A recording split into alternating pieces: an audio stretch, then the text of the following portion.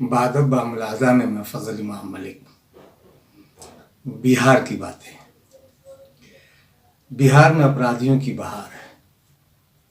कह सकते हैं कि नीतीश कुमार है, उनकी सरकार है, इसलिए बिहार में अपराधियों की बहार है। हत्याएं लगातार हो रही हैं और कानून व्यवस्था पर सरकार काबू पाने में पूरी तरह नाकाम है। कोरोना के मामले में भी बढ़ रहे हैं और अपराध भी बेकाबू है। कहा जा सकता है कि बिहार में अपराधी मस्त हैं और सरकार पस्त। भले ही मुख्यमंत्री नीतीश कुमार बार बार प्रवचन देते रहे हों, भाषण देते रहे हों, भाषण करते रहे हों और क्राइम से किसी तरह के समझौते न करने की बात की करते रहे हों, अपनी पीठ भी थपथपाते रहे हों, लेकिन जदयू के विधायक ये हत्या के आरोपी हों, तो उनके समझौते न करने की बात पर कितना यकीन किया जा सकता है या कितना यकीन कर सकते हैं बिहार के लोग, समझा जा सकता है। बिहार पुलिस महानिदेशक गुप्तेश्वर पांडे हैं, वो और सारा काम तो करते हैं, वो टॉप जो करते हैं बच्चे, उनको फ़ोन पे बधाई देते हैं, महिला सिपाहियों से बात करते हैं, यानी तिकड़म सारी खबरों में बने रहने के लिए वो हर तिकड़म करते रहते हैं। लेकिन उनके कार्यकाल में अपराधियों के हौसले बुलंद है और पुलिस और सरकार को लगातार अपराधी चुनौती दे रहे हैं बिहार में। लेकिन वो इन अपराधियों को काबू करने में नाकाम रहे। न अपराधियों को धरपकड़ हो रही है, न अपराध पे लगाम लगाई जा रही है। पटना से लेकर कैमूर तक बंदूकें तड़तड़ा रही हैं और सरकार नाकारा बनी तमाशा देख रही है। सिर्फ बड़े बड़े दावे, बड़े बड़े वादे और बड़ी बड़ी घोषणाएं और बड़े बड़े जांच हो रही है, किसी को बख्शा नहीं जाएगा जैसे रटे रटाए संवाद वो नीतीश कुमार भी बोल रहे हैं और उनके बयान बहादुर भी बोल रहे हैं। लेकिन सच तो यह है कि अपराध बिहार में बेकाबू है और अपराधी के हौसले बुलंद है और सरकार और पुलिस को लगातार चुनौती दे रहे हैं। पुलिस का इकबाल कितना बुलंद है वो इससे ही समझा जा सकता है कि बेगूसराय में पुलिस वालों पर ही अपराधियों ने तड़ातड़ गोलियां चलाई, बंदूकें खाली कर दी, बंदूकों का मुंह खोल दिया।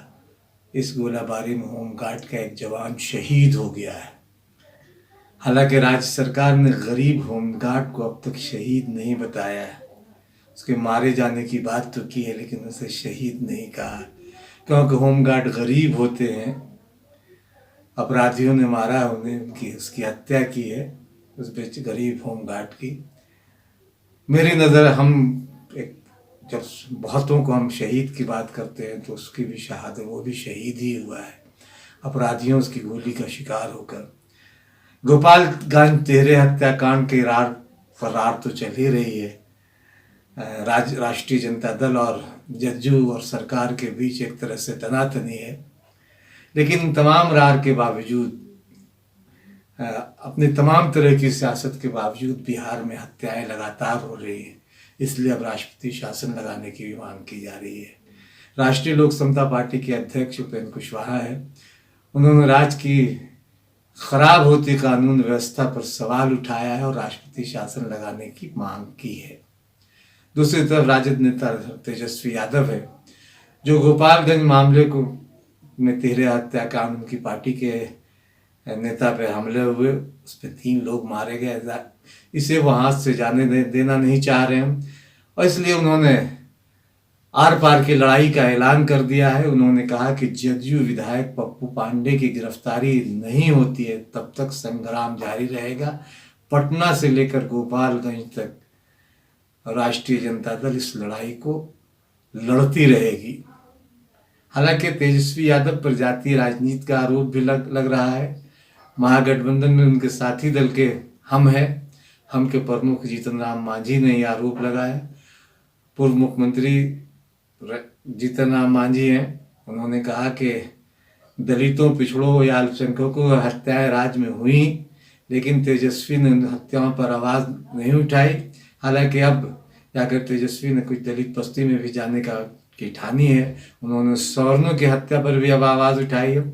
इसलिए उस दाग को धोने की कोशिश की है तेजस्वी यादव ने, जो दाग उनके माथे पर लग रहे थे कि स्वजातीय, सिर्फ स्वजातीय लोगों की हत्याओं को लेकर वो विचलित होते हैं, आवाज़ उठाते हैं।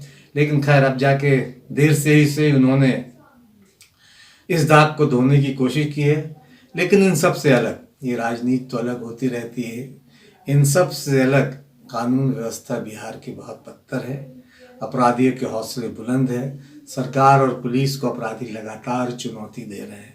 राज्य के अलग अलग हिस्सों में पिछले कई घंटों में, आप 24 घंटे की बात करें तो करीब दर्जन भर लोगों को हत्याएं कर डाली गई। बंदूक तड़तड़ाती रही। पटना से लेकर कैमूर तक लगातार लोगों की लाशें गिरती रहे और अब पुलिस सांप मर जाने के बाद लाठी पटकता रहा। सरकार पटक रही है और सरकार भी सिर्फ मौन तमाशाई बनी हुई है। कैमूर में अपराधियों ने पिता पुत्र की धारदार हथियार से काट डाला। बेगूसराय में, जैसा मैंने कहा, कि पुलिस जीप पर जमकर गोलीबारी हुई, होमगार्ड के एक जवान की मौत हुई।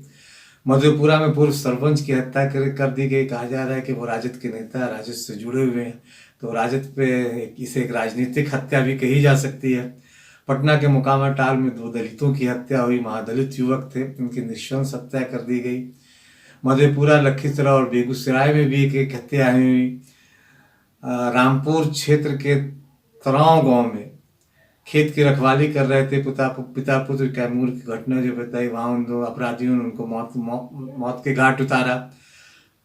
और मधेपुरा में राजद नेता की हत्या। और बेगूसराय के ही ढंडारी थाना क्षेत्र है, वहाँ महिपा टोला एक पंचायत है, वहाँ उस पंचायत का गांव है हरदिया, उसमें गोलीबारी हुई। उसमें 2 महिलाओं की गंभीर रूप से जख्मी हुई। उन्हें अस्पताल ले जाया गया इलाज के लिए, और इलाज के दौरान एक महिला की मौत हो गई। तो हालात बदतर हैं। गोपालगंज में भी एक अलग तरह की गैंगवार की शुरुआत हो गई है।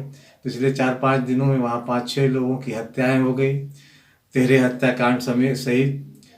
और फिर अभी के पप्पू पांडे जो विधायक है, जिन पर 13 हत्याकांड के आरोप लग रहा है, उनके कोई नज़दीकी हैं, उनके समर्थक हैं, कोई किसी मुखिया पर भी गोली चलाई गई उनको। तो एक कानून व्यवस्था दांव पे लगा हुआ है बिहार में, और सरकार जो है कानून व्यवस्था को काबू करने में पूरी तरह नाकाम है। इसलिए अब राष्ट्रपति शासन की मांग की जा रही है। रालोसपा प्रमुख व पूर्व केंद्रीय मंत्री उपेंद्र कुशवाहा ने ट्वीट कर नीतीश कुमार पर हमला किया। बिहार में पिछले 24 घंटों में करीब दर्जन भर लोगों की हत्या कर दी गई। उन्होंने ट्वीट कर कहा कि बिहार में पिछले 24 घंटों में करीब दर्जन भर लोगों की हत्या कर दी गई। विपक्ष ने इस पर बिहार पर सरकार पर निशाना साधा है। उपेंद्र कुशवाहा ने ट्वीट कर कहा कि मुख्यमंत्री नीतीश कुमार जी महज कुछ घंटों में पटना, मधेपुरा, बेगूसराय, गोपालगंज, कैमूर और औरंगाबाद की घटनाएं घट चुकी है, मगर आपको चुनावी तैयारी से फुर्सत नहीं। फुर्सत कहाँ, आप बिहार में राष्ट्रपति शासन नहीं लगवाते हैं। यानी ये अब बिहार में, हालांकि अब चुनाव में भी बहुत दिन नहीं बीते हैं, लेकिन जिस तरह कानून व्यवस्था लचर हो गई है, अपराधियों का बोलबाला है, राष्ट्रपति शासन की मांग उठ रही है। विपक्ष लगातार सवाल उठा रहा है सरकार के इकबाल पर, और सरकार है कि सरकार के अंतरात्मा अभी तक सोई हुई है। बयान जरूर दिए जा रहे हैं, बयानों में सब कुछ ठीक है, लेकिन सच ये है कि सरकार पूरी तरह अपराध पर काबू पाने में नाकाम है। न वह कोविड से लड़ पा रही हो, न ही कानून व्यवस्था पर उसकी पकड़ है। नीतीश कुमार के लिए तो बस इतना ही कहा जा सकता है कि आप दस्ताने पहनकर छू रहे हैं आपको, आपके भी खून का रंग हो गया है सांवला। तो इससे समझा जा सकता है कि बिहार में कानून व्यवस्था की स्थिति क्या है। प्रवास से लौटे मजदूरों की स्थिति तो खराब है ही, आम लोगों की भी लगातार हत्याएं हो रही हैं, दूसरे अपराध भी हो रहे हैं, और सरकार मस्त है, अपने आप में मगन है। प्रवचन दे रहे हैं नीतीश कुमार, भाषण पिला रहे हैं, और अधिकारियों के साथ हाई लेवल मीटिंग भी कर रहे हैं, लेकिन इन तमाम मीटिंग के बावजूद सरकार के हौसले पस्त हैं, क्योंकि अपराध का बोलबाला है। अपराधी लगातार हत्याएं कर रहे हैं, अपराध कर रहे हैं, बलात्कार कर रहे हैं, डकैती और चोरी की घटनाएं भी लगातार हो रही हैं, लेकिन पुलिस और प्रशासन इस पे काबू पाने में पूरी तरह नाकाम है। बिहार में बहार का दावा करने वाले नीतीश कुमार पता नहीं कब वो बिहार में बहार लाएंगे, क्योंकि इन 15 सालों में तो बिहार में बहार आई ही नहीं। हाँ, अपराधियों की सरकार है। घोटाले जरूर हुए, सृजन घोटाले से लेकर, और मुजफ्फरपुर शेल्टर होम कांड का तो में जिस तरह से बच्चियों के साथ बलात्कार हुए, एक बड़ा अपराध। पता नहीं नीतीश कुमार को रात में नींद आती है या नहीं, उन बच्चियों की चीख नींद में सुनाई देती है या नहीं।